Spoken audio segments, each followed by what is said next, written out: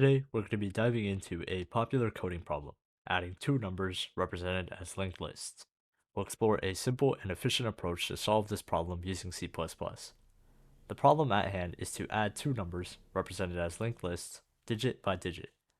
Each node is in the linked list represents a single digit, and the digits are stored in reverse order. We'll go through the code that solves this problem step by step.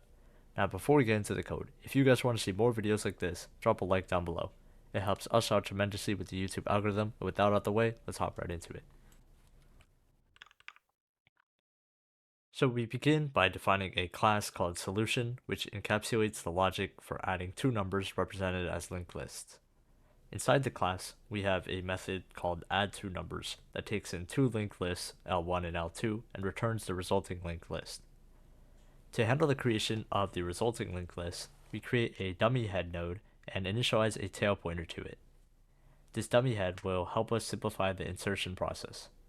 We also declare an integer variable carry to keep track of any carryover that may occur during addition. The heart of the algorithm lies within the while loop. It runs until both input linked lists are fully traversed and there is no remaining digits or carryover.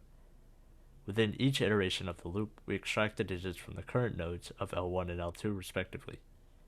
If either list has been fully traversed, we assign a value of 0 to the corresponding digit.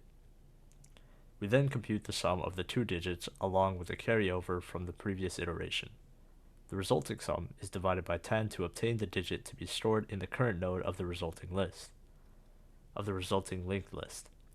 We take the modulus 10 of the sum to get the digit value. The carryover for the next iteration is obtained by dividing the sum by 10. We create a new node with the computed digit and append it to the tail of the resulting linked list. The tail is then updated to the newly added code, maintaining the correct position for the next iteration. We move the next nodes in L1 and L2 if they exist, using a conditional ternary operator to handle cases where a list has been fully traversed. Once the loop ends, we have our final resulting linked list. We assign the next pointer of the dummy head to the result pointer.